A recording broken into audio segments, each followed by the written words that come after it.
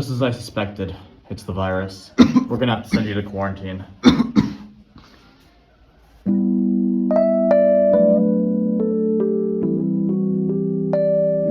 In the twilight enigma of my youth, my school encountered a most unusual disease. Students were pouring into the nurse's office at a supernatural rate, and the school couldn't keep up. A mask mandate was implemented to keep the sickness from spreading, but it provided no results.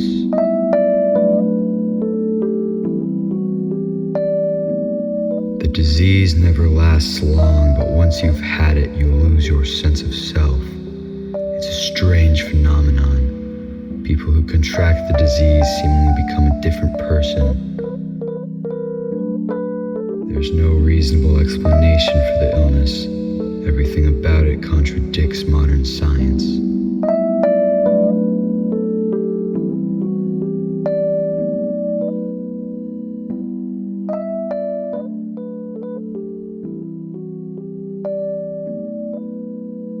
I need to get to the bottom of this.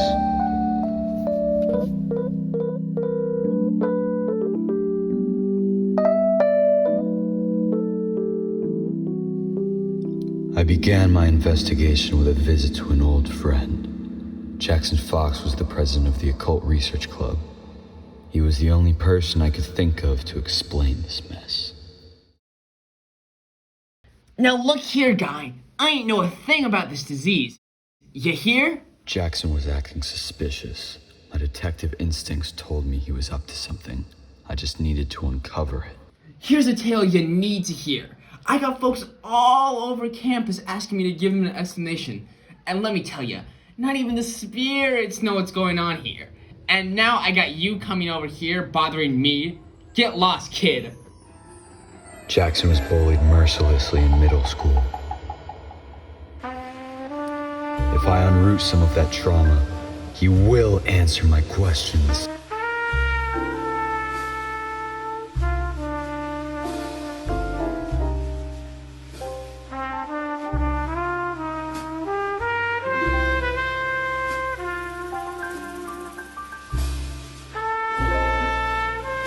Okay, just don't hurt me, alright?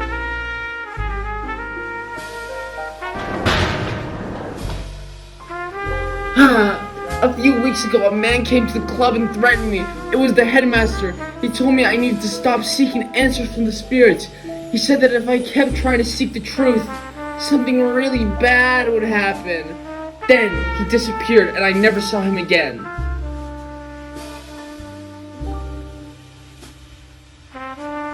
The headmaster, huh? Is he trying to tie up loose ends? This case may go far deeper than I initially expected. Nobody has ever seen the headmaster in person before, so tracking him down is going to be an uphill battle. But why reveal himself to Jackson?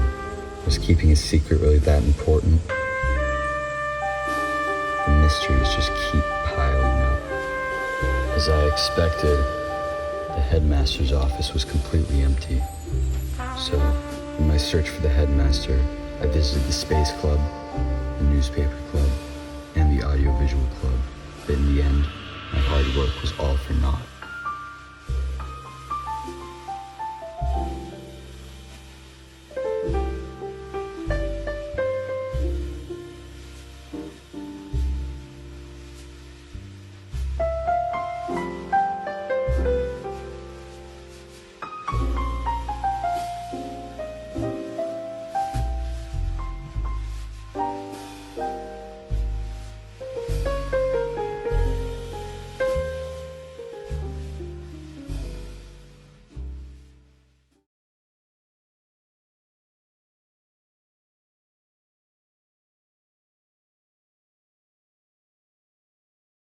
Do not dig any deeper if you value your life.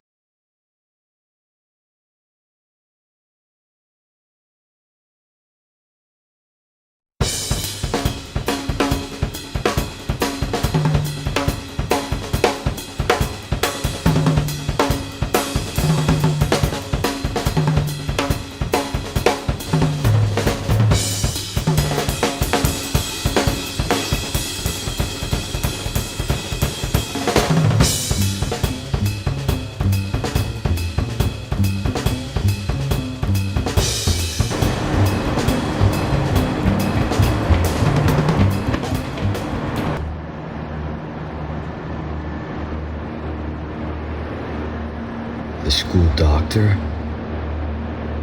The goldfish? Oh my God.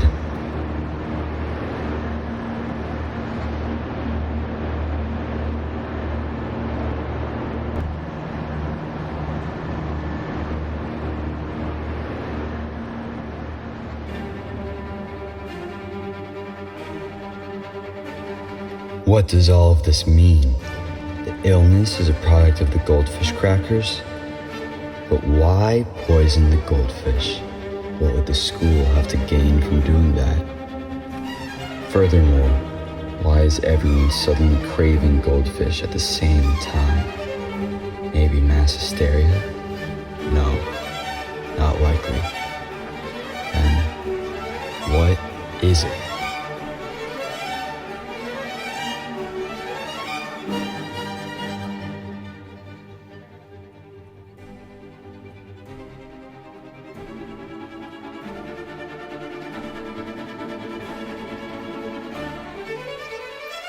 There's only one rational conclusion. The goldfish are extraterrestrial life forms that are using our school as a testing ground for a large-scale operation to take control of our planet. They project hypnotic images of themselves to implant the subconscious idea of eating them within our minds. When we succumb to their hypnosis, we begin to gorge ourselves with the crackers. Once the goldfish have made it into our system, they occupy our minds and take over our bodies. That's the reason all the patients seemingly lose their sense of self and their personalities, and why school staff is trying to keep me from finding the truth. They've all been taken over by aliens. But if we assume that this school is just a testing site, then there must also be someone in charge of this whole operation. Someone like the headmaster. I have to admit, I'm quite impressed with your deductions. I've seen you running around the school, and I assume that by now you've uncovered the true nature of what's happening here. So because of that, I feel no need to hide myself anymore. I am the headmaster of this school, also known as Yibin 44, also known as Goldfish Commander. So, my hypothesis was correct. And now that you have uncovered the truth behind this school, I have no choice but to destroy all loose ends. Huh? Computer, execute protocol G45F. Wait!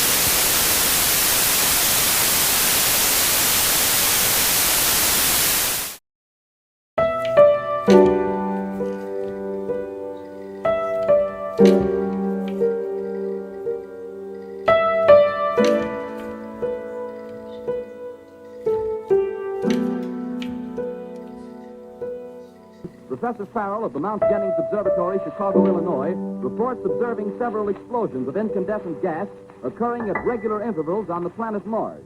The spectroscope indicates the gas to be hydrogen and moving toward the Earth with enormous velocity. 15 p.m. Eastern Standard Time. Seismograph registered shock of almost earthquake intensity occurring within a radius of 20 miles of Princeton. Our beast itself doesn't look very much like a meteor. At least not the meteors I've seen. It looks more like a huge cylinder. Ladies and gentlemen, I have a grave announcement to make. Incredible as it may seem, both the observations of science and the evidence of our eyes lead to the inescapable assumption that those strange beings who landed in the Jersey farmlands tonight are the vanguard of an invading army from the planet Mars. Ladies and gentlemen, this is the most terrifying thing I've ever witnessed. Wait a minute. Someone's calling someone or something. I can see. Lord, they're turning into flames. There's fields caught up by the woods of the fires. The gas tanks of the automobiles spreading everywhere. 80 meters. Projection 27 degrees. 27 degrees. Fire.